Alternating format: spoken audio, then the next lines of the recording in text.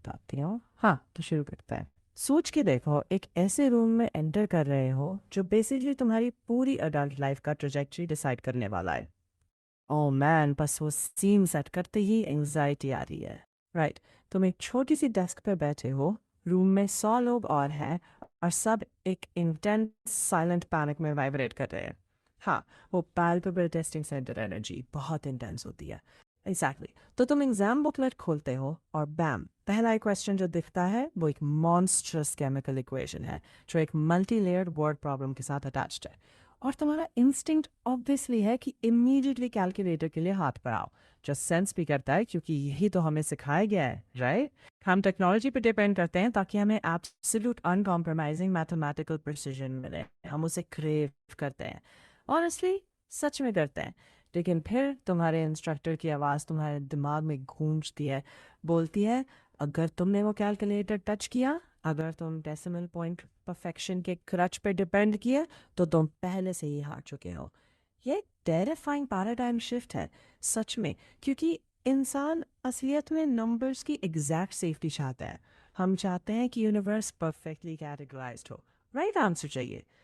Exactly लेकिन इन ultra competitive high stakes exams की arena में एब्सोल्यूट प्रिसीजन की जो रेस है वो अक्सर एक फेटल ट्रैप बन जाती है।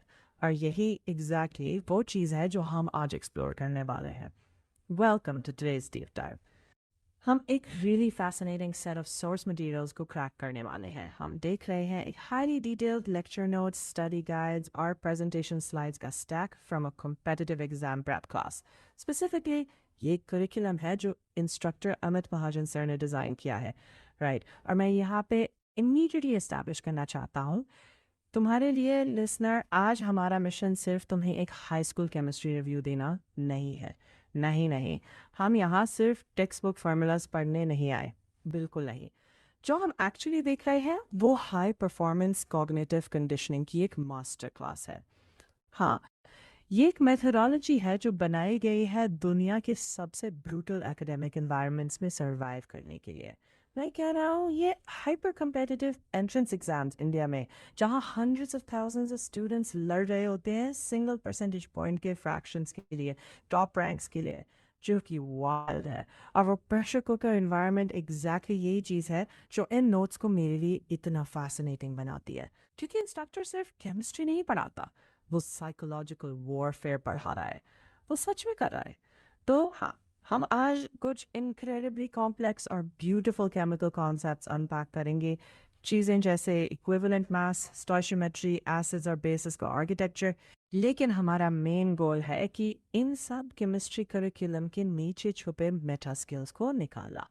एग्जैक्टली हम बात कर रहे हैं मेंटल मैथ फ्रेमवर्क्स की, विजुअलाइजेशन टेक्निक्स की, और एक वेरी स्पेसिफिक टाइप की मेंटल डिसिप्लिन की जो कोई भी अप्लाई कर सकता है किसी भी डेंस, किसी भी ओवरवेलमिंग सब्जेक्ट को मास्टर करने के लिए, जो अभी इसके टेस्ट पे रखा है। क्योंकि यहाँ पे बेसिक फिलॉसफी है इंफॉर्मेशन ओवरलोड को प्रिवेंट करना, राइट? जब तुम कॉम्प्लेक्स डाटा के फायर होल से पी रहे हो, तो तुम्हारे ब्रेन की प्रोसेसिंग पावर को मैनेज करने का तरीका, अपने फिजिकल एनवायरनमेंट को स्ट्रक्चर कैसे करते हो, फेलियर को कैसे अप्रोच करते हो, अननोन्स को कैसे एस्टिमेट करते हो, ये सब चीज़ें एक्सपोनेंशियली ज़्यादा इंपॉर्टेंट हो जाती हैं सिर्फ पीरियोडिक टेबल रखने से कई गुना ज़्यादा, जो एक्चुअली हमें इन मटेरियल्स के पहले पेज पे ले जाता है। क्योंकि केमिकल इक्वेशन का कोई हिंट से पहले, एटम्स या मॉलिक्यूल्स की कोई बात से पहले, इंस्ट्रक्टर एक प्री फ्लाइट चेकलिस्ट लेआउट करता है। क्लास है, इसमें लिखा है कि स्टूडेंट को हमेशा एक अलग शांत जगह ढूंढनी चाहिए। इसमें लिखा है कि स्टूडेंट को हमेशा एक अलग शांत जगह ढूंढनी चाहिए, उन्हें हेडफोन्स पहनने हैं और पेन पेपर के साथ बैठना है। और मना है कि लेक्चर के बीच में ज्वाइन करो। चैट में फालतू बातचीत भी मना है, जो काफ़ी इंटेंस लगता है।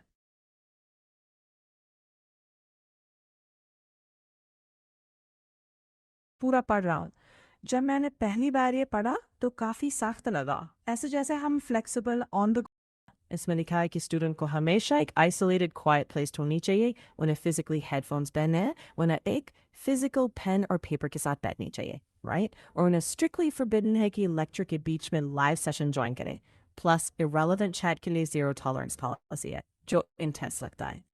लगता तो है जब मैंने पहली बार ये पढ़ा तो ऑलमोस्ट ड्रैकोनियन लगा, जैसे हम flexible on the go digital learning के एरा में हैं। हेडफोन्स और फिजिकल पेन मैंडेट करने की क्या ज़रूरत है? ये स्ट्रिक्ट लगता है जब तक तुम इसे मॉडर्न न्यूरोबायोलॉजी और कॉग्निटिव साइंस के लेंस से ना देखो। ओके, मुझे ये समझाओ। देखो, जो इंस्ट्रक्टर यहाँ कर रहा है वो एक प्रैक्टिस एस्टैब्लिश कर रहा है जिसे कॉग्निटिव एंकरिंग कहते हैं। कॉग्निटिव एंकर, हाँ, हमारे करंट डिजिटल इकोसिस्टम में अटेंशन बेसिकली सबसे फ्रैगमेंटेड, सबसे कंटेस्टेड रिसोर्स है जो हमारे पास है। जब तुम हेडफोन्स पहनते हो, तुम सिर्फ ट्रैफिक या अपने रूममेट्स की एम्बियंट नॉइज ब्लॉक नहीं कर रहे हो, तुम कुछ और इंटेंशनल कर रहे हो, राइट? तुम एक सिंथेटिक ऑडिटरी बाउंड्री बना रहे हो। तुम अपने ब्रेन को एक न्यूरोलॉजिकल सिग्नल भेजो जो कहता है अगले 90 मिनट के लिए जो ऑडियो इन दो स्पीकर से आ रहा है वही एकमात्र रियलिटी है। ओह वाओ, तो ये ऑडियो क्वालिटी के बारे में कम है और एक फिजिकल रिचुअल क्रिएट करने के बारे में ज़्यादा है जो फ्लो स्टेट ट्रिगर करे। ये समझ आ गया। लेकिन फिजिकल पेन और पेपर पे इंसिस्ट करने का क्या मतलब है? पेन और पेपर की डिबेट। हाँ, क्योंकि हम टाइप बहुत तेज कर सकते हैं। अगर गोल है ये डेंस केमिस्ट्री नॉलेज कैप्चर करना, तो स्पीड प्रायोरिटी नहीं होनी चाहिए। ये वही मिसकंसेप्शन है जो बहुत से लर्नर्स को ट्रैप कर देती है। नोट्स लेने का गोल ट्रांसक्रिप्शन नहीं होता, ये सिंथेसिस होता है। मतलब एग्जैक्टली क्या? देखो, जब तुम लैपटॉप पे टाइप करते हो तो तुम अक्सर इतनी तेज टाइप कर सकते हो कि लेक्चर को वर्बेटम ट्रांसक्राइब कर लो। लेकिन क्योंकि तुम एक ह्यूमन स्टेनोग्राफर की तरह एक्ट कर रहे हो, इंफॉर्मेशन तुम्हारे ब्रेन के एनालिटिकल सेंटर्स को बाईपास कर देती है। ये सीधे तुम्हारे कानों से तुम्हारी फिंगर टिप्स तक जाती है। प्रिसाइसली, तुम इसे प्रोसेस नहीं कर रहे हो, तुम बस एक फास्टर केबल हो। ओके, ये सेंस करता है। लेकिन जब तुम्हें फिजिकल पेन और पेपर यूज करने पे फोर्स किया जाता है, तुम्हारे मोटर कॉर्टेक्स का एक अलग हिस्सा एंगेज होता है। तुम फिजिकली इंस्ट्रक्टर की बोलने की स्पीड से तेज नहीं लिख सकते, तुम इमीडिएटली क्रैम्प अप हो जाते हो। एग्जैक्टली, इसलिए तुम्हारा ब्रेन एक्टिव रियल टाइम ट्रियाज की स्टेट में फोर्स हो जाता है। तुम्हें कॉन्सेप्ट सुन के इंस्टेंटली कोर मैकेनिज्म आइडेंटिफाई करना पड़ता है और उसे समराइज्ड फॉर्म में पेज पे ट्रांसलेट करना होता है। ओह, समझ आ गया। हाँ, वो फ्रिक्शन, वो स्प्लिट सेकंड लैग जहाँ तुम्हें डिसाइड करना पड़ता है कि क्या मैटर करता है, वो एग्जैक्ट मोमेंट होता है जहाँ ट्रू लर्निंग और मेमोरी इनकोडिंग होती है। फ्रिक्शन ही पॉइंट है। Friction is the point. ये मेरे लिए पूरा नोट टेकिंग का कॉन्सेप्ट ही रिफ्रेम कर देता है। हाँ, पेन की इनएफिशिएंसी एक्चुअली उसकी सबसे बड़ी स्ट्रेंथ है। सच में है। ओके, लेकिन मुझे पंक्चुअलिटी के रूल के बारे में पूछना ही पड़ेगा। नोट्स एक्सप्लिसिटली कहते हैं कि क्लास के बीच में ज्वाइन मत करो। अगर लेट हो तो बीच में पॉप इन मत करो, राइट? हाँ, जाता है। बहुत टाइम से मेरी फिलॉसफी रही है कि हाफ वर्कआउट करना नो वर्कआउट से बेहतर है। इसमें अलग क्या है? क्योंकि वर्कआउट क्यूमुलेटिव होता है जबकि एक हाईली टेक्निकल लेक्चर सिक्वेंशियल होता है। हाँ, सिक्वेंशियल, राइट। कॉम्प्लेक्स लर्निंग को सोचो जैसे सस्पेंशन ब्रिज बनाना। लेक्चर के पहले 15 मिनट में इंस्ट्रक्टर कॉन्क्रीट पिलर्स बेडरॉक में सेट करता है, टर्म्स डिफाइन करता है, थ्योरी की बाउंड्री सेट करता है। तो अगर तुम मिनट 30 पे रूम में एंटर करते हो तो तुम एक ऐसे ब्रिज पे कदम रख रहे हो जिसका कोई फाउंडेशन ही नहीं है तुम्हारे दिमाग में। तुम बस कंफ्यूजन के एबस के ऊपर लटक रहे हो। हाँ, तुम पूरा बचा हुआ आवर गिरते हुए बिताओगे। और सिर्फ यही नहीं कि तुम करंट कॉन्सेप्ट समझने में फेल हो जाओगे, बल्कि तुम धीरे धीरे एक टॉक्सिक एंजाइटी से भरा हुआ बिलीव बना लोगे कि ये सब्जेक्ट तुम्हारे लिए टू हार्ड है क्योंकि तुमने सेटअप देखा ही नहीं। एग्जैक्टली, तुम उस फेलियर को अपनी इंटेलिजेंस की कमी समझ लोगे, जबकि सच्चाई ये है कि तुमने बस शुरुआती स्ट्रक्चर मिस कर दिया। तुम्हारी लॉन्ग टर्म कॉन्फिडेंस के लिए ये कहीं बेहतर है कि पूरा लेक्चर मिस करो और रिकॉर्डिंग शुरू से देखो, बजाय इसके कि बीच में जंप करके अपनी समझ को फ्रैक्चर कर दो। ये पूरी तरह से सेंस बनाता है। तुम स्टूडेंट्स की साइकोलॉजिकल मोमेंटम को उतना ही प्रोटेक्ट कर रहे हो जितना उनकी एकेडमिक प्रोग्रेस को। प्रिसाइसली। और साइकोलॉजिकल मोमेंटम की बात करके ये एक्चुअली हमें ले जाता है इन नोट्स में जो आइडेंटिफाई किया गया है पूरे कोर्स का अल्टीमेट विलन। ये ऑर्गेनिक केमिस्ट्री नहीं है, ये कैलकुलस नहीं है, नहीं, ये कुछ और ही मंडेन है। ग्रैंड एनिमी है जो इन्होंने कहा है बैकलॉग। बैकलॉग एकेडमिक एम्बिशन का सबसे बड़ा दुश्मन। पूरे मटेरियल में एक बड़ा रिकरिंग ऑल कैप्स मंत्र है, नॉट टुडे। रूल एब्सोल्यूट है। आज जो लेक्चर दिया गया है, आज जो प्रैक्टिस प्रॉब्लम स्केड्यूल की गई हैं, उन्हें घर पर कभी मत अकेलो। ये नॉन नेगोशिएबल है। इन्होंने इसका एक विजुअल भी दिया है, एक कार्टून जिसमें एक स्टूडेंट लिटरली एक बड़े ग्रे बोल्डर के नीचे दबा हुआ है और कैप्शन है बैकलॉग इक्वल्स टू लोड। बहुत सही मेटाफर। हाँ, और उसके बगल में एक ड्राइंग है एक स्टूडेंट की जो हैप्पीली चल रही है एक छोटी सी बैकपैक के साथ जिस पे लिखा है no backlog equals to freedom.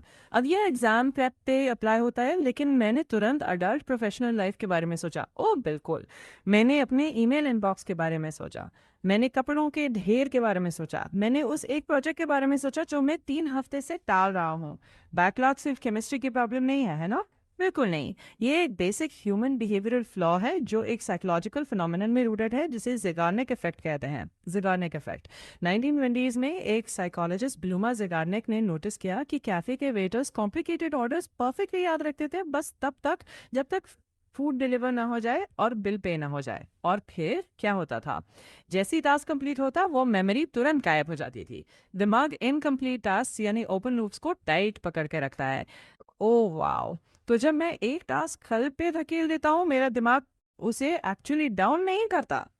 Exactly तुम सोचते हो कि तुम काम को टाल रहे हो, लेकिन रियलिटी में तुम अपनी वर्किंग मेमोरी को फोर्स कर रहे हो कि वो उस टास्क का भूत पूरी रात और अगले दिन तक कैरी करे, जो थका देने वाला है भी। वो ओपन लूप एक constant low level background anxiety create करता है। ये तुम्हारा बेसलाइन कोर्टिसोल बढ़ा देता है। जब तुम अगले दिन कुछ नया सीखने बैठते हो, तुम्हारी कॉग्निटिव रैम का एक बड़ा हिस्सा कल के अनरिजॉल्व टास्क खा जाते हैं।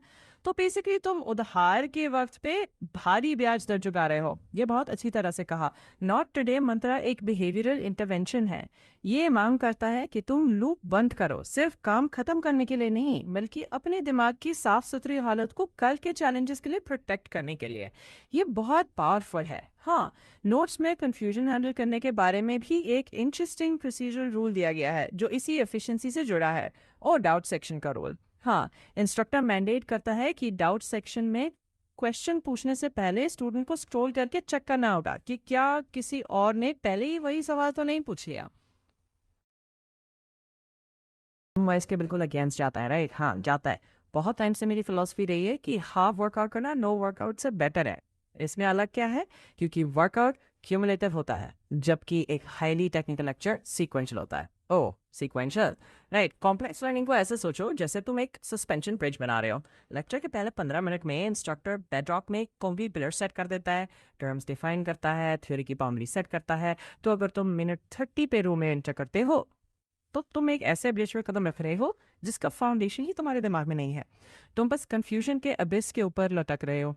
हाँ, तो पूरा बचा हुआ घंटा गिरते हुए बिताओगे, और सिर्फ ये नहीं कि तुम करंट कॉन्सेप्ट समझने में फेल हो जाओगे, बल्कि धीरे धीरे एक टॉक्सिक एंजाइटी से भरा हुआ बिलीफ बना लोगे कि ये सब्जेक्ट तुम्हारे लिए टू हार्ड है, क्योंकि तुमने शुरुआत ही नहीं देखी। एग्जैक्टली तुम उस फेलियर को अपनी इंटेलिजेंस की कमी समझ लोगे, जबकि सच ये है कि तुमने स्टैंडर्ड है, राइट? मेरा पहला थॉट था ओके, इंस्ट्रक्टर बस नहीं चाहता कि सेम क्वेश्चन 500 बार आंसर करना पड़े। ये एक एडमिनिस्ट्रेटिव फिल्टर है। ये एडमिनिस्ट्रेटिव सर्टनली है, लेकिन पेडागोजिकल वैल्यू मैसिव है। जब एक स्टूडेंट कंफ्यूज होता है, उनका इम्पल्स ऑफन ये होता है कि बस क्वेश्चन बोल दे और अपनी कॉग्निटिव स्ट्रगल तुरंत टीचर पे डाल दे। बस मुझे आंसर बता दो, राइट? उन्हें पीयर्स के क्वेश्चंस पढ़ने पे मजबूर करके तुम उन्हें कलेक्टिव सेंस मेकिंग में एंगेज करवा रहे हो, क्योंकि हो सकता है कोई और वही कंफ्यूजन थोड़ा अलग शब्दों में पूछ चुका हो। हाँ, किसी और के माइंड को सेम रोड ब्लॉक अप्रोच करते देखना और फिर इंस्ट्रक्टर का जवाब उस पेयर के लिए पढ़ना ऑफन ज़्यादा डीप आहा मोमेंट क्रिएट करता है एज कम्पेयर टू सिर्फ सीधा जवाब मिलना। ये स्टूडेंट को मजबूर करता है कि वो अपनी अकेली कन्फ्यूजन से बाहर निकले और लर्निंग प्रोसेस को थोड़ा ऊपर से देखे। एग्जैक्टली ये एक ब्रिलियंट कंस्ट्रेंट है। तो फाउंडेशन सेट हो गई, फिजिकल एनवायरनमेंट लॉक्ड है, साइकोलॉजिकल ओपन लूप्स क्लोज्ड है, स्टूडेंट एंकर्ड और प्रेजेंट है। अब इंस्ट्रक्टर कोर्स का पहला मेजर कॉग्निटिव वेपन इंट्रोड्यूस करता है, और यहाँ से बात सच में मजेदार होने लगती है।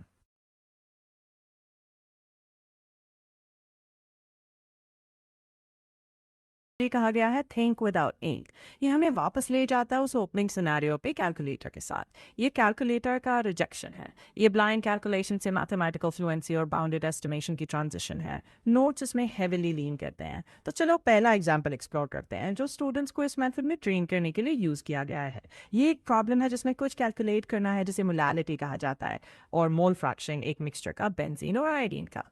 एक क्लासिक केमिस्ट्री सेटअप राइट। अब मैथ ट्रिक खुद देखने से पहले क्या हम बस पॉज करके डिफाइन कर सकते हैं कि मोलारिटी एक्चुअली होता क्या है, क्योंकि मुझे पता है मोलारिटी क्या होता है आर के साथ, ये लिक्विड कितना कॉन्सेंट्रेटेड है राइट। लेकिन मोलारिटी एल के साथ क्या है, ये स्पेसिफिक टर्म क्यों मैटर करती है। ये केमिस्ट्री में एक क्रूशल डिस्टिंक्शन है और ये एक परफेक्ट एग्जांपल है कि रियल वर्ल्ड में प्रिसिजन क्यों ज़रूरी है। मोलारिटी मेजर करता है एक सब्सटेंस की अमाउंट एक स्पेसिफिक वॉल्यूम ऑफ लिक्विड में। ओके जैसे moles per litre. Exactly volume का प्रॉब्लम यह है कि वो टेम्परेचर पे डिपेंड करता है। अगर तुम लिक्विड को हीट करते हो वो एक्सपैंड होता है, इसका वॉल्यूम सच में बढ़ जाता है। ओ वाओ, इसलिए उसकी मोलारिटी चेंज होती है इवन दो तुमने कोई केमिकल्स ऐड या रिमूव नहीं किए। कॉन्सेंट्रेशन पर लीटर शिफ्ट होता है क्योंकि लीटर खुद ही बड़ा हो गया। तो अगर एक केमिस्ट एक्सपेरिमेंट रन कर रहा है जो बॉइलिंग सोल्यूशन इन्वॉल्व करता है, मोलारिटी एक टेरेबल मेजरमेंट बन जाता है क्योंकि बेसलाइन कंटिन्यूसली शिफ्ट होती रहती है जैसे टेम्परेचर बढ़ता है। प्रिसाइजली वहाँ मोलारिटी विद एन एल आती है। मोलारिटी मेजर करती है सब्सटेंस की अमाउंट पर किलोग्राम ऑफ सॉल्वेंट और मास हीट के साथ चेंज नहीं होता है राइट। मास टेम्परेचर के साथ चेंज नहीं होता। 1 किलोग्राम पानी 1 किलोग्राम पानी ही रहेगा चाहे वो बर्फ हो या उबलने वाला पानी। तो मोलारिटी केमिस्ट को एक स्टेबल टेम्परेचर इंडिपेंडेंट मेट्रिक देती है कॉन्सेंट्रेशन के लिए।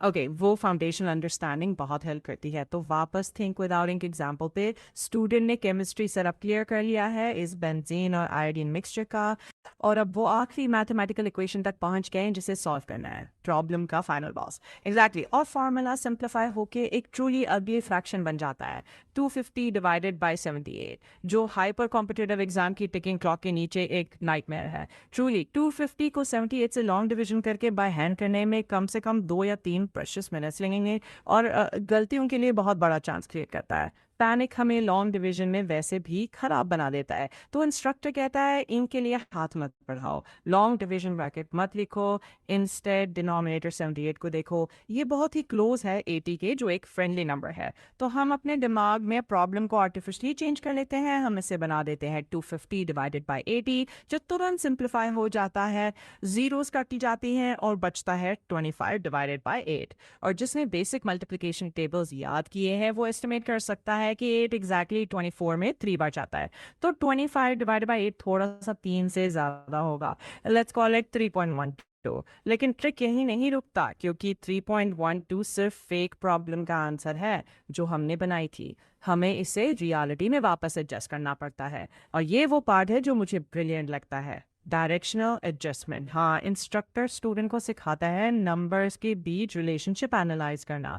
हमने अपना एक्चुअल डिनोमिनेटर 78 को आर्टिफिशियली बढ़ा कर दिया जब हमने इसे 80 में चेंज किया। जो अंडरस्टैंडिंग टेस्ट होती है, अगर तुम फ्रैक्शन का डिनोमिनेटर बढ़ा कर दोगे, अगर तुम एक पिज्ज़ा को ज़्यादा स्लाइसेस में डिवाइड करोगे तो हर एक स्लाइस छोटा हो जाता है राइट, टोटल वैल्यू कम हो जाती है। एग्जैक्टली क्योंकि हमने 70 की जगह 80 यूज़ किया, हमारा फेक आंसर 3.12 ट्रू आंसर से आर्टिफिशियली छोटा है क्योंकि बड़ा डिनोमिनेटर हमेशा छोटा पीस बनाता है राइट। तो रियल आंसर 3.12 से थोड़ा सा बड़ा होना चाहिए। तुम ऑप्शंस देखते हो और वहाँ 3.2 दिख जाता है, बस वही सही जवाब है।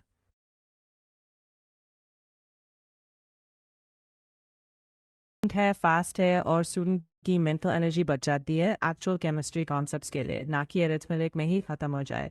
ओके लेकिन मैं तुम्हें यही रोकना चाहता हूँ, मैं एक स्केप्टिकल लिसनर या डरा हुआ स्टूडेंट बन के सोच रहा हूँ, ये बड़ा रिस्की लगता है, ये तो गैम्बलिंग जैसा लगता है। अगर मल्टीपल चॉइस ऑप्शंस बहुत पास पास हों तो क्या होगा? अगर ऑप्शन 63.9 64.0 64.1 64.2 जैसे हों तो ये पूरा एस्टिमेशन फ्रेमवर्क टूट जाता है नहीं? फिर तो एग्जाम जो बच्चों को वापस लॉन्ग डिवीजन की सेफ फीलिंग की तरफ ले जाता है। लगता तो है, लेकिन तुम्हारा सवाल दिखाता है कि एग्जाम्स असल में क्या टेस्ट करना चाहते हैं, इसकी गलत समझ। जेजी या नीट जैसे एग्जाम्स में टेस्ट मेकर्स ये नहीं देखना चाहते कि तुम कैलकुलेटर बन सकते हो या नहीं, वो उन स्टूडेंट्स को ढूंढते हैं जिनमें स्ट्रॉन्ग कंसेप्चुअल इंट्यूशन हो।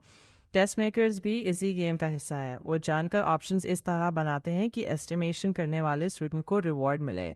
अगर सही जवाब 64.1 है तो वो 64.0 या 64.2 नहीं देंगे, वो उन्हें दूर दूर रखेंगे, जैसे 58.5 61.2 64.1 और 69.1। ये एक चाप सेट किया जाता है और असली चाप होता है लॉन्ग डिवीजन खुद। जो स्टूडेंट कॉन्फिडेंट नहीं होता, जो सोचता है कि पहले 4 को 3.9 से मल्टीप्लाई करके 15.6 निकाले और फिर 1000 को 15.6 डिवाइड करे, वो भी आखिर 64.1 पे ही पहुंचेगा। उससे भी सही आंसर मिलेगा, लेकिन किस कीमत पर? वो स्टूडेंट इसे 4 दर्दनाक मिनट लगा देगा, जबकि जो student think without ink use करता है वही मार्क्स उसे 20 सेकेंड्स में मिल जाते हैं। 3 घंटों के पेपर में जिसमें ऐसे डजन्स ऑफ क्वेश्चंस होते हैं, वही टाइम का डिफरेंस टॉप 1% को बाकी सबसे अलग कर देता है। ये कमाल की बात है। एग्ज़ाम सिर्फ तुम्हारा नॉलेज टेस्ट नहीं कर रहा, वो तुम्हारी स्ट्रेटेजिक बोल्डनेस भी चेक कर रहा है। करेज टू एस्टिमेट, मुझे ये फ्रेज बहुत पसंद है। ये लैक ऑफ प्रिसिजन को कमज़ोरी नहीं बल्कि एक स्ट्रेटजी बना देता है। प्रिसाइसली। तो अब हमने अपना दिमाग तैयार कर लिया, बैकलॉग्स खत्म, एस्टिमेशन फ्रेमवर्क सेट। अब हम आते हैं रियल केमिस्ट्री की दुनिया में, जहाँ केमिस्ट एक्चुअली मेजर करते हैं कि किसी मिक्सचर में सच में क्या है। हम एब्स्ट्रैक्ट स्कैफोल्डिंग से अब मैटर की रियल बिहेवियर की तरफ जा रहे हैं। इंस्ट्रक्टर एक ट्रिक से शुरू करता है, गैस मिक्सचर की एवरेज मोलर मास निकालना। सोचो तुम्हारे पास एक इनविजिबल सील्ड कंटेनर है जिसमें दो गैसेस हैं, अमोनिया और हाइड्रोजन। अमोनिया NH3 थोड़ा हैवी होता है, मोलर मास 17। हाइड्रोजन H2 सबसे हल्का है, सिर्फ 2। तो हमारे पास हैवी अमोनिया और लाइट हाइड्रोजन का मिक्सचर है। प्रॉब्लम बताता है कि पूरे मिक्सचर की एवरेज मोलर मास 9.5 है, और हमें परसेंटेज रेशियो निकालना है, कितना अमोनिया कितना हाइड्रोजन। अगर हम नॉर्मल अलजेब्रा लगाएं तो हाँ, एक लीनियर इक्वेशन बनेगी। मान लो x अमोनिया का फ्रैक्शन है तो 1 माइनस एक्स हाइड्रोजन होगा। तुम लिखोगे 17x+2 1 माइनस एक्स इक्वल्स 9.5। दो को डिस्ट्रीब्यूट करोगे, x आइसोलेट करोगे, फिर सॉल्व करोगे। और ज़्यादा लिखना और ज़्यादा थकान, लेकिन नोट्स कहते हैं रुको, अलजेब्रा मत करो, सिर्फ नंबर्स को देखो। एक साइड पर 2 है, दूसरी तरफ 17। इन दोनों के बीच एग्जैक्ट मिड पॉइंट क्या है? 2 और 17 को जोड़ो, 19 आता है, डिवाइड बाय 2 करो, 9.5 मिलता है। और वही एग्जैक्ट एवरेज क्वेश्चन में दिया है, परफेक्ट बीच में है। और इंस्ट्रक्टर बोलता है क्योंकि एवरेज बिल्कुल बीच में है, इसका मतलब मिक्सचर भी परफेक्ट 1 in 1 होगा, 50% अमोनिया 50% हाइड्रोजन। ये डाटा को विजुलाइज करने का ज़बरदस्त तरीका है, जैसे सीसॉ हो। अगर एक साइड 2 का वेट है और दूसरी साइड 17 और बैलेंस पॉइंट बिल्कुल बीच में है, तो दोनों साइड्स का इफेक्ट इक्वल होगा। अगर थोड़ा भी ज़्यादा हैवी साइड होता, एवरेज 9.5 से ऊपर शिफ्ट हो जाता। ये एक एलिगेंट शॉर्टकट है। अब हमेशा रियल वर्ल्ड इतना परफेक्ट 50-50 नहीं होता। अक्सर केमिस्ट्री माइक्रोस्कोपिक अमाउंट्स ढूंढने के बारे में होती है। ये वो जगह है जहाँ सब कुछ बहुत छोटा हो जाता है। नोट्स यहाँ कॉन्सेंट्रेशन के पार्ट्स पे आते हैं, परसेंटेज, पार्ट्स पर 100। जैसे 5% अल्कोहल का मतलब 95 पार्ट्स वाटर के साथ 5 पार्ट्स अल्कोहल, सिंपल। फिर आता है पार्ट्स पर 1000, फिर पार्ट्स पर मिलियन, फिर पार्ट्स पर बिलियन। इन्हें रियल वर्ल्ड एग्जाम्पल से समझाया गया है, blood test, urine analysis, toxicology, toothpaste में फ्लोराइड जैसे ट्रेस केमिकल्स। इन केसेस में परसेंटेज नहीं, पार्ट्स पर मिलियन या बिलियन मैटर करता है। क्योंकि 5% लेड ब्लड में होगा तो टेस्ट की ज़रूरत ही नहीं, तब तक बहुत देर हो चुकी होती। केसेस ढूंढ रहे हैं, लिटरली एक माइक्रोस्कोपिक हेस्टैक में एक सुई ढूंढना। मैं सच में पॉज करके एक विजुअल एनालॉजी ट्राई करना चाहता हूँ कि एग्जैक्टली 1 पार्ट पर मिलियन कितना छोटा होता है, क्योंकि ह्यूमन ब्रेन इवॉल्व ही नहीं हुआ है कि वो समझ सके कि 1 मिलियन सच में कैसे होता है। ये बस जीरोस का एक एब्स्ट्रैक्ट सा ब्लर बन जाता है मोस्ट लोगों के लिए, बस एक बड़ा नंबर, राइट? तो चलो ट्राई करते हैं। सोचो तुम्हारे घर में एक स्टैंडर्ड बड़ा बाथटब है और तुमने उसे पूरी तरह पानी से भर दिया। ये लगभग 100 लीटर पानी होगा, साइंटिफिक टर्म्स में 1 लाख मिलीलीटर्स। ये काफ़ी वॉल्यूम है। अब सोचो तुम एक छोटी सी ड्रॉपर लेते हो जो डार्क ब्लू डाई से भरी है। 1 पार्ट पर मिलियन का मतलब होगा कि तुम उस डाई का सिर्फ एक बहुत ही छोटा हिस्सा लो, लगभग एक आंसू की बूंद का भी छोटा सा टुकड़ा, और उसे उस बड़े बाथटब में गिरा दो।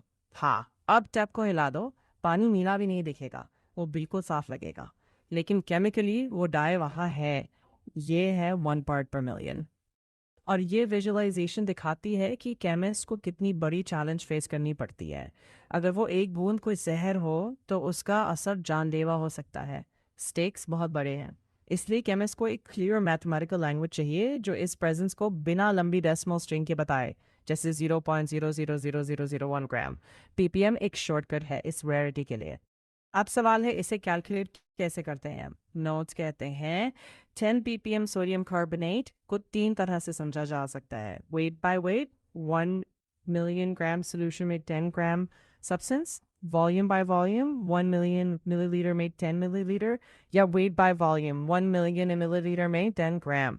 ये सिर्फ थ्योरी नहीं, ये फिजिकल मॉडलिंग है। स्टूडेंट को दिमाग में एक बड़ा टैंक इमेजिन करना चाहिए जिसमें 10 ग्राम का छोटा सा स्कूप गिरा हो। अगर ये पिक्चर क्लियर नहीं है, मैथ भी क्लियर नहीं होगा। चलो एक एग्जाम्पल देखते हैं। क्वेश्चन है 1 किलोग्राम पानी में जहाँ कैल्शियम कार्बोनेट की कॉन्सेंट्रेशन 15 ppm है, एक्चुअल मास कितनी होगी? Step 1 translation. 15 ppm मतलब 15 ग्राम्स कैल्शियम कार्बोनेट पर 1 मिलियन ग्राम वाटर। स्टेप 2 हमारे पास सिर्फ 1 किलोग्राम पानी है, लेकिन यूनिट्स मैच करनी पड़ेंगी, तो 1 किलोग्राम को ग्राम्स में बदलते हैं 1000 ग्राम। अब प्रोपोर्शन सेट होता है 5/1 मिलियन बराबर x/1000। 3 जीरोस कैंसिल हो जाते हैं और बचता है 15/1000 जो होता है 15 मिलीग्राम। बस 15 मिलीग्राम एक छुटकी नमक जैसा होता है।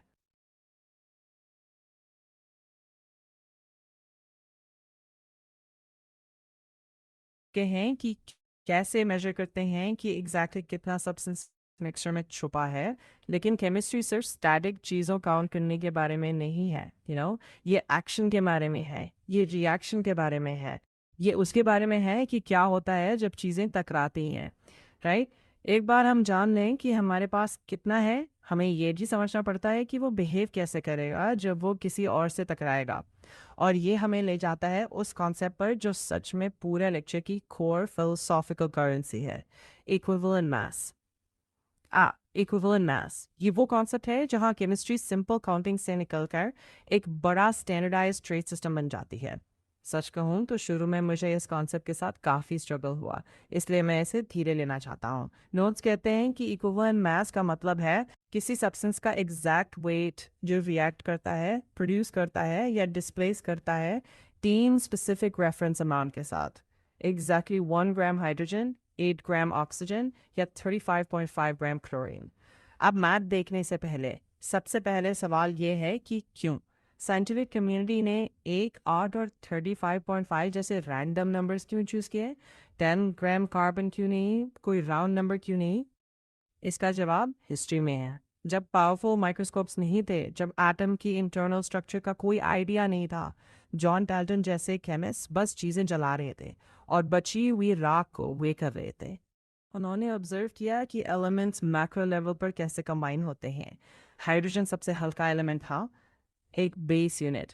अगर हम ELI5 एनालॉजी लें, सोचो एटम्स के पास छोटे हाथ होते हैं जिससे वो दूसरे एटम्स को पकड़ते हैं मॉलिक्यूल बनाने के लिए। हाइड्रोजन के पास सिर्फ एक हाथ होता है, वो सिर्फ एक बॉन्ड बना सकता है, सबसे हल्का और सिंपलेस्ट, इसीलिए वही बेस यूनिट बन गया। ऑक्सीजन लगभग हर चीज़ के साथ रिएक्ट करती थी, मेटल्स को जुंग लगाती, कार्बन को जलाती, पानी बनाती। और जब उन्होंने मेजर किया तो पता चला कि 1 ग्राम हाइड्रोजन के साथ हमेशा 8 ग्राम ऑक्सीजन रिएक्ट करता है, इसलिए 8 ग्राम फिक्स हो गया। क्लोरीन के साथ भी वही हुआ, 1 ग्राम हाइड्रोजन के साथ एग्जैक्टली 35.5 ग्राम क्लोरीन रिएक्ट करता है। तो तीनों नंबर्स हाइड्रोजन से जुड़े हुए हैं। ये सब कॉन्स्टेंट्स बन गए तब जब क्वांटम फिजिक्स का नाम भी नहीं था। और अब इसका यूज़ देखते हैं। सोचो कार्बन हाइड्रोजन के साथ रिएक्ट कर रहा है मीथेन बनाने के लिए। इक्वेशन है C+2H2 गिव्स CH4। तो एक कार्बन एटम दो हाइड्रोजन गैस मॉलिक्यूल्स के साथ कंबाइन होता है। कार्बन का एटॉमिक मास होता है 12 ग्राम पर मोल। हाइड्रोजन साइड पर दो H2 मॉलिक्यूल्स मतलब 4 हाइड्रोजन एटम्स, तो टोटल 4 ग्राम मतलब 12 gram carbon exactly 4 gram hydrogen से रिएक्ट करता है। लेकिन इक्विवेलेंट मास को 4 ग्राम से मतलब नहीं।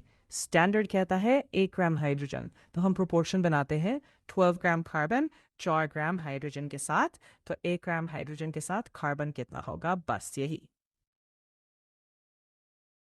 हमें सिर्फ क्वार्टर कार्बन चाहिए, 12 डिवाइडेड बाय 4 3 होता है, इसलिए इस स्पेसिफिक कॉन्टेक्स्ट में कार्बन की इक्विवेलेंट मास 3 ग्राम है। चलो इससे और पक्का करते हैं क्लोरीन रेफरेंस से, क्योंकि इंस्ट्रक्टर यहाँ एक रियल पुराने एमोस एग्जाम का क्वेश्चन उठाता है। ये प्रूव करता है कि ये सिर्फ थियोरी नहीं है, एग्जैक्टली वैसे ही टेस्ट होता है। हाई स्टिक्स क्वेश्चन में सल्फर क्लोरीन गैस के साथ रिएक्ट करके S2Cl2 बनाता है। चलो रियलिटी देखते हैं।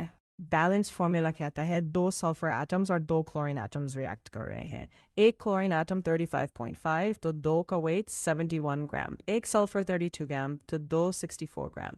तो 71 ग्राम क्लोरीन रिएक्ट करता है 64 ग्राम सल्फर के साथ, लेकिन हमारा स्टैंडर्ड क्लोरीन रेफरेंस 71 ग्राम नहीं बल्कि 35.5 ग्राम है। तो हमें पूछना है इतने क्लोरीन के साथ कितना सल्फर लगेगा। देखो 35.5 एग्जैक्टली 71 का आधा है, इसलिए हमें सिर्फ आधा सल्फर चाहिए। 64 का आधा 32। सल्फर की इक्विवेलेंट मास 32 है, लेकिन क्वेश्चन सिर्फ सल्फर की नहीं पूरे कंपाउंड S2Cl2 की इक्विवेलेंट मास पूछ रहा है। यहीं पर आता है the most important trick यानी MIT। हाँ, ये शॉर्टकट बड़ी ज़बरदस्त है। इसके मुताबिक पूरे कंपाउंड की इक्विवेलेंट मास बस दोनों एलिमेंट्स की इक्विवेलेंट मासेस का सम होता है। सबस्क्रिप्ट्स को इग्नोर कर दो, सुनने में उल्टा लगता है लेकिन काम करता है। जैसे CO2 के लिए कार्बन की 3, ऑक्सीजन की 8, टोटल 11। ये बहुत तेज़ है, लेकिन पहली बार में दिमाग मानता नहीं कि हम एटम्स की गिनती इग्नोर क्यों कर रहे हैं। सच यह है कि हम यहाँ फिजिकल काउंटिंग से हट के रिएक्टिव पोटेंशियल मेजर कर रहे हैं। सोचो जैसे दुनिया भर की अलग अलग करेंसीज हैं, मोल्स लोकल करेंसीज जैसे हैं, डॉलर, येन, यूरो, बहुत सारे कन्वर्जन रेट्स, हेडेक। लेकिन इक्विवेलेंट मास एक यूनिवर्सल गोल्ड स्टैंडर्ड जैसा है। सब कुछ गोल्ड में कन्वर्ट करो फिर सीधा ट्रेड करो। केमिस्ट्री में वो गोल्ड है 1 ग्राम हाइड्रोजन, जिसे हर सब्सटेंस परफेक्ट प्रोपोर्शन में रिएक्ट करता है। तुम कॉम्प्लेक्स स्टोइशियोमेट्री से बच जाते हो और सीधा रिएक्टिव पोटेंशियल कंपेयर करते हो।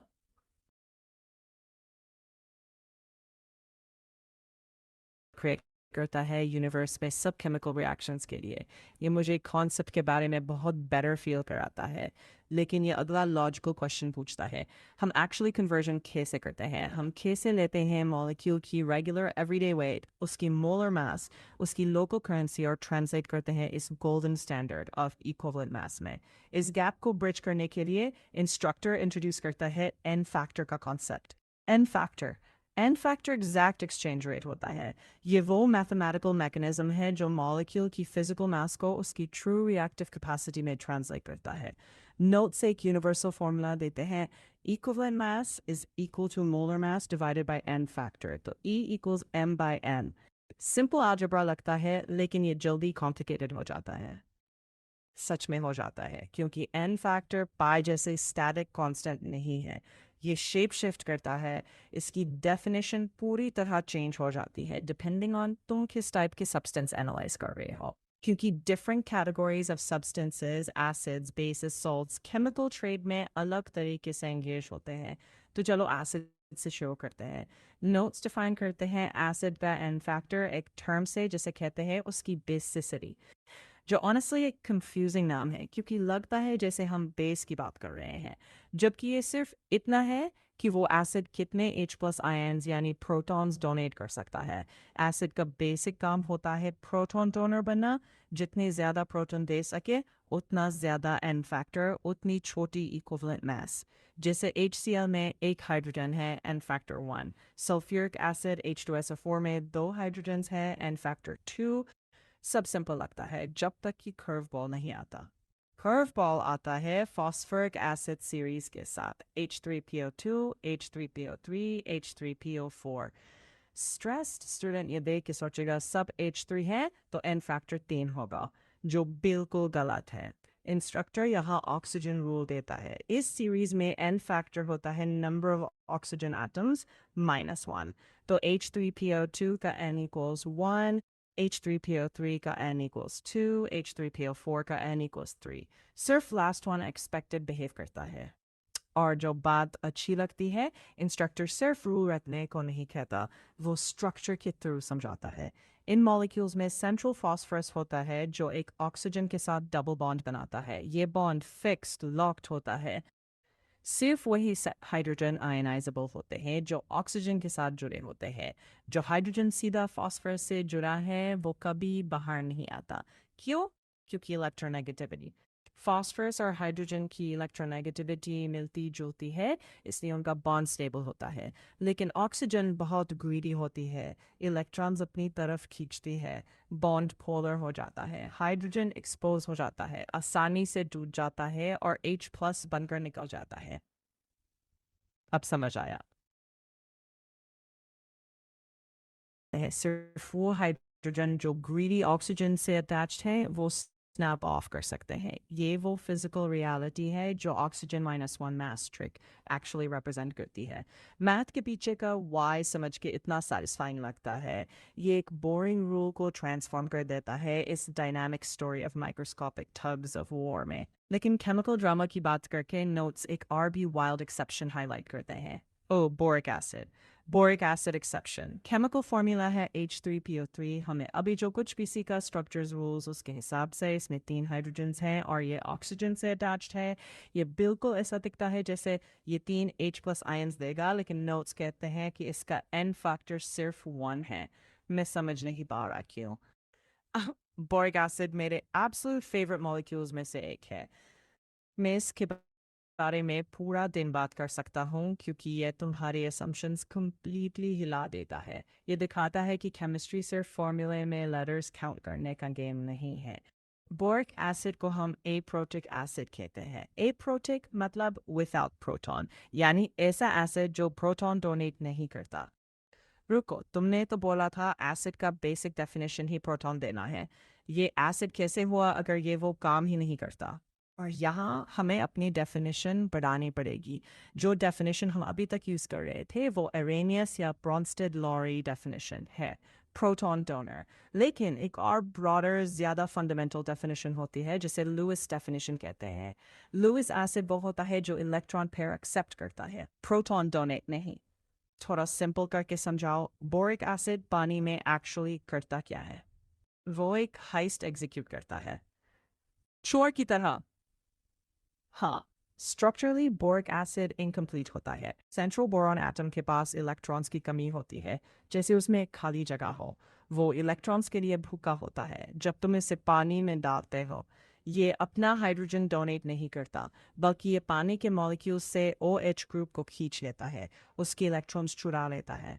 और पानी से जब OH चला जाता है तो पीछे H+ छूट जाता है, तो सोल्यूशन एसिडिक हो जाता है, लेकिन इनडायरेक्ट तरीके से। बोरिक एसिड सिर्फ एक ऐसा OH खींच सकता है, इसलिए सिर्फ एक H+ जनरेट होता है, इसलिए इसका एन फैक्टर 1 होता है। ये समझना बहुत ज़बरदस्त है।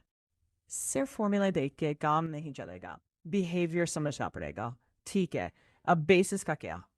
बेसिस का केस थैंकफुली सिंपल होता है।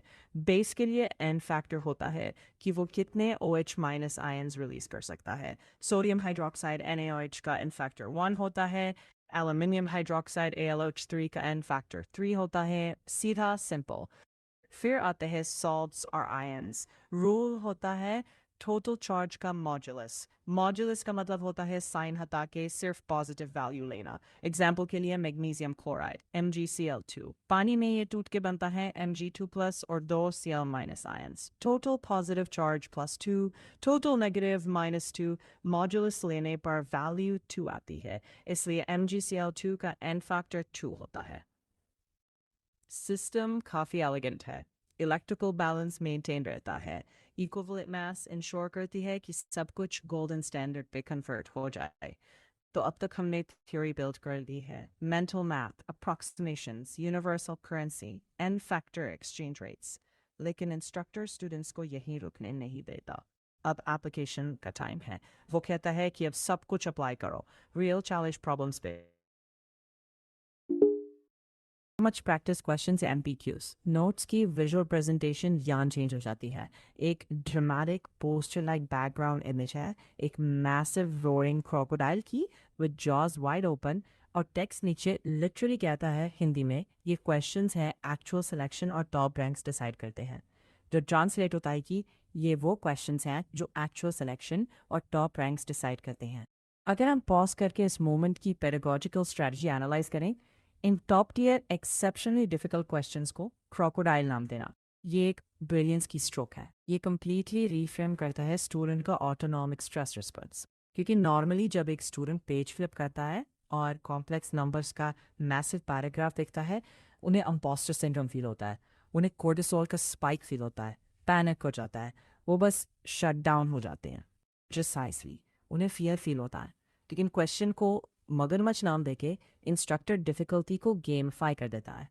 तुम सिर्फ एक स्टूडेंट नहीं हो जो टेस्ट फेल कर रहा हो, तुम एक हंटर हो जो एक मगरमच्छ से रेसलिंग कर रहा हो। ये स्टूडेंट को चैलेंज में इनवाइट करता है, वैलिडेट करता है कि क्वेश्चन इनहेरेंटली डेंजरस और डिफ़िकल्ट है, तो स्टूडेंट की स्ट्रगल को वैलिडेट करता है, लेकिन इसे ओवरकम करने को कॉन्क्वेस्ट की एक्ट फ्रेम करता है रादर देन एक एकेडमिक ऑब्लिगेशन। और जब वो स्टूडेंट को मगरमच्छ के साथ स्वॉम्प में थ्रो करता है, उससे पहले वो उन्हें इक्विवेलेंट मास के बारे में एक final foundational piece of armour देता है। मैं इस कॉन्सेप्ट को कांस्टेंट आइडेंटिटी कहना चाहता हूँ। ओके, सुनते हैं। नोट्स मैथमेटिकल प्रूफ से जाते हैं ये दिखाने के लिए कि सिंगल हाइड्रोजन एटम H की, बॉन्डेड हाइड्रोजन मॉलिक्यूल H2 की और charged hydrogen ion H plus की इक्विवेलेंट मास हमेशा हमेशा एग्जैक्टली वन होती है। फिजिकल मास चेंज होती है, इलेक्ट्रिकल चार्ज चेंज होता है, मैटर की स्टेट चेंज होती है, लेकिन उसकी इक्विवेलेंट मास, उसकी इनहेरेंट वैल्यू यूनिवर्सल करेंसी में कंप्लीटली इम्यून रहती है उसकी फिजिकल फॉर्म से, जो कि एक डीपली प्रोफाउंड कॉन्सेप्ट है अगर तुम इसके साथ बैठो। इसका मतलब है कि एलिमेंट की रिएक्टिव कैपेसिटी की फंडामेंटल नेचर चेंज नहीं होती सिर्फ इसलिए कि वो अलग फिजिकल कोड पहना हुआ है। उसकी आइडेंटिटी एक कांस्टेंट है। अलग अलग कोड्स पहने और क्रिएटिव फ्रेमिंग यूज़ करने की बात करके नोट्स में एक हिलेरियस है तो साइड बॉक्स है जिसमें दूसरे इंस्ट्रक्टर सेलम सू का एक कोड है जो स्टूडेंट्स को डायरेक्शनल मैथ विजुअलाइज करने में हेल्प करने के लिए डिज़ाइन किया गया है। नोट्स उन्हें कोड करते हुए वेक्टर्स और लाइन सिखाते हुए ट्रांसलेट करते हैं। सोचो तुम एक बच्चे को धमका रहे हो जो आउट ऑफ कॉन्टेक्स्ट बिल्कुल टेरेबल लगता है, ये डेरेंज लगता है, लेकिन जब तुम इसे विजुअलाइजेशन टेक्निक की तरह समझते हो ये ब्रिलियंट है। फिजिक्स में वेक्टर्स रिप्रेजेंट करते हैं मैग्नीट्यूड और डायरेक्शन। ये एक एब्स्ट्रैक्ट एरो है, लेकिन इंस्ट्रक्टर कहता है सोचो तुम वायलेंटली अपनी फिंगर पॉइंट कर रहे हो एक मिसबिहेविंग चाइल्ड की तरफ रूम के अक्रॉस। बहुत स्पेसिफिक मेंटल इमेज। वो visceral physical act of pointing एक डेफिनेटिव वेक्टर क्रिएट करता है तुम्हारे दिमाग में, एक लाइन ऑफ टेंशन जो तुम्हारी फिंगर से स्पेसिफिक डायरेक्शन में स्पेसिफिक इंटेंसिटी के साथ एक्सटेंड होती है। ये एक ड्राई बोरिंग फिजिक्स कॉन्सेप्ट को एक absurd, बिजार, थोड़ा इनअप्रोप्रिएट मेंटल इमेज से एंकर कर देता है। और न्यूरोबायोलॉजिकल स्टैंड पॉइंट से इमोशन और अब्सर्डिटी मेमोरी इनकोडिंग के लिए इनक्रेडिबली स्टिकी होते हैं। एक स्टूडेंट बिल्कुल भूल जाएगा एक sterile black and white diagram को एरो का ग्राफ पे, लेकिन वो कभी नहीं भूलेगा absurdity of imagining threatening a child याद करने के लिए वेक्टर डायरेक्शन एक हाई स्टेक्स एग्जाम के दौरान। तो माइंडसेट गेमिफाइड हो गई है क्रोकोडाइल हंटिंग में और बिजार विजुअलाइजेशंस लॉक्ड इन है। अब वक्त है एक्चुअली एक बीच से रेसलिंग करने का। चलो MPQ 2 वॉक थ्रू करते हैं। ये एनालाइज करने के लिए एक फैंटास्टिक प्रॉब्लम है क्योंकि ये लिटरली सब कुछ सिंथेसाइज करता है जो हमने आज डिस्कस किया। पार्ट्स पर million, trace analysis, molar mass, proportional logic और मैक्रो वर्ल्ड से क्वांटम वर्ल्ड तक ब्रिज क्रॉस करना। वर्ड प्रॉब्लम ऐसे पड़ता है, क्लोरोफिल जो क्रश्ड ग्रीन लीफ से एक्सट्रैक्ट किया गया था यूज वाटर में डिसॉल्व किया गया 2L सोल्यूशन बनाने के लिए विद मैग्नीशियम की कॉन्सेंट्रेशन 48 ppm। इस सोल्यूशन में मैग्नीशियम के टोटल इंडिविजुअल एटम्स की नंबर ढूंढो। ये quintessential top tier exam question है। ये डिमांड करता है कि स्टूडेंट एक जर्नी ले जो रियलिटी स्पैन करे। तुम्हें मैक्रोस्कोपिक विजिबल वर्ल्ड से शुरू करना पड़ेगा, एक physical 2L bucket of green water, and तुम्हें मैथ करके पूरा वे डाउन जाना पड़ेगा इनविजिबल क्वांटम रेल में इंडिविजुअल माइक्रोस्कोपिक एटम्स काउंट करने के लिए। अगर तुम बकेट से सीधे एटम्स पे जंप करने की कोशिश करोगे तुम ड्राउन हो जाओगे, तो तुम्हें ब्रिजेस पे ट्रस्ट करना पड़ेगा। चलो वो जर्नी स्टेप बाय स्टेप लेते हैं, एग्जैक्टली जैसे इंस्ट्रक्टर ब्रेक डाउन करता है। हम टॉप से शुरू करते हैं गिवन कॉन्सेंट्रेशन के साथ 48 ppm। ट्रेस एनालिसिस रूल्स जो हमने बैचटअप एनालॉजी में सीखे थे उनके हिसाब से हम जानते हैं कि ये ट्रांसलेट होता है एज 48 mg ऑफ मैग्नीशियम पर लीटर सोल्यूशन। चलो वहाँ लॉजिक वेरीफाई करते हैं। 1 लीटर वाटर का वेट अप्रॉक्सीमेटली 1 kg होता है, 1 किलोग्राम है मिलियन mg, तो 48 पार्ट्स पर मिलियन परफेक्टली ट्रांसलेट होता है 48 mg residing in that single litre. पहला ब्रिज होल्ड करता है, परफेक्ट। स्टेप 2, हम असेस करते हैं अपनी एक्चुअल फिजिकल रियलिटी। प्रॉब्लम कहता है कि हमारे पास सिर्फ 1 लीटर नहीं है, हमारे पास 2L का बकेट है, तो हम मल्टीप्लाई करते हैं। Total physical mass of magnesium hidden in our bucket is 48 mg multiplied by 2 जो इक्वल्स 96 mg। अब हमारे पास एक टैंजिबल फिजिकल वेट है 96 mg, लेकिन हम एटम्स को mg से काउंट नहीं कर सकते। हमें ये फिजिकल मास अपनी केमिकल काउंटिंग करेंसी में कन्वर्ट करना पड़ेगा, मोल में। Step 3, bridge two moles. Moles की नंबर ढूंढने के लिए हमें अपनी गिवन मास को मैग्नीशियम की एटॉमिक मास से डिवाइड करना पड़ेगा। लेकिन फिर से यूनिट का गोल्डन रूल स्ट्राइक करता है, हम mg को एटॉमिक मास यूनिट से डिवाइड नहीं कर सकते।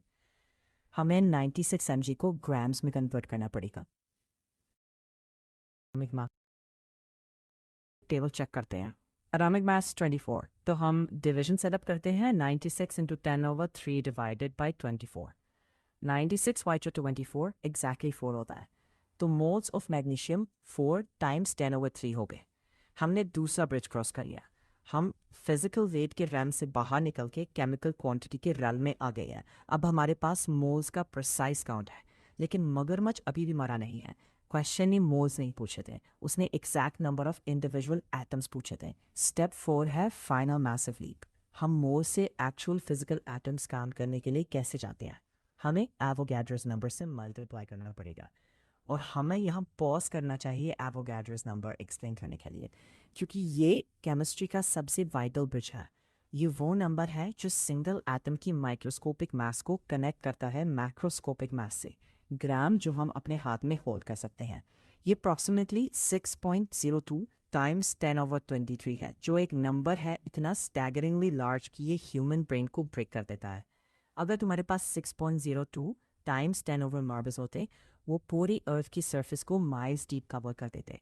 ये इनकॉम्प्रिहेंसिबल है, लेकिन केमिकली इसका बस ये मतलब है कि अगर तुम्हारे पास एग्जैक्टली 1 मोल ऑफ एनीथिंग है, तो उसमें एग्जैक्टली उतने ही इंडिविजुअल पार्टिकल्स होते हैं। करेक्ट। तो हमारा फाइनल काउंट होने के लिए हम सिंपली अपनी मोल्स की नंबर को एवोगैड्रो कांस्टेंट से मल्टीप्लाई करते हैं।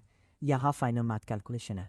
हम अपनी मोल्स लेते हैं जो कि 4 टाइम्स 10/3 है, और उसे एवोगैड्रो से मल्टीप्लाई करते हैं जो कि 6.02 टाइम्स 10/3 है। पहले हम बेस नंबर्स मल्टीप्लाई करते हैं। 4 टाइम्स 6.02 हमें देता है 24.08। फिर हम 10 के एक्सपोनेंट्स कंबाइन करते हैं। 23 माइनस 3 इज 20। उन्हें स्मैश टुगेदर करते हैं। फाइनल ट्रायम्फेंट आंसर है 24.08 टाइम्स 10/20 एटम्स। मगरमच्छ को डेफिनेटिवली ग्राउंड पर रसो कर दिया गया है। मुझे तुम्हें एज एन एक्सपर्ट पूछना है कि इस मेथडोलॉजी को देख के तुम्हें क्या स्टैंड आउट लगता है, क्योंकि मुझे ये इनक्रेडिबली सेटिस्फाइंग लगा, जैसे एक मैसिव पजल का फाइनल पीस क्लिक कर रहा हूँ। मुझे जो स्टैंड आउट लगता है वो सीक्वेंस पे एब्सोल्यूट नेसेसिटी ऑफ ट्रस्टिंग है। हमने 3 डिस्टिंक्ट ब्रिजेस यूज़ किए। हमने ppm यूज़ किया एब्स्ट्रैक्ट रेशियोज को फिजिकल mg में ब्रिज करने के लिए। हमने 24 की मोलर मास यूज़ किया फिजिकल मास को केमिकल मोल्स में ब्रिज करने के लिए। और हमने एवोगैड्रोस नंबर यूज़ किया मोल्स को क्वांटम एटम्स में ब्रिज करने के लिए। इंस्ट्रक्टर की जीनियस मैथ सिखाने में नहीं है, बल्कि स्टूडेंट को ये सिखाने में कि कैसे कामली इन ब्रिजेस पे वॉक करे बिना नीचे स्वैम्प को देखे। जब स्टूडेंट पैनिक करता है, वो ब्रिज स्किप करने की कोशिश करता है और डायरेक्टली ppm को एवोगैड्रो से डिवाइड करने की कोशिश करता है। वो फेल हो जाता है क्योंकि वो रियलिटी की सीक्वेंस ब्रेक कर देता है। ये सच में लॉजिक की सिम्फनी है। और जैसे ही हम आज के इन सोर्स मटेरियल्स के एंड पे पहुंचते हैं अमित महाजन सर के नोट्स की थैंक यू और लेक्चर कंक्लूजन लाइक दैट। और ऑनेस्टली मुझे लगता है ये फाइनल पेज आज हमने केमिस्ट्री के थ्रू जो होलिस्टिक अप्रोच डिस्कस किया है उसके बारे में काफ़ी कुछ कहता है। कैसे? क्योंकि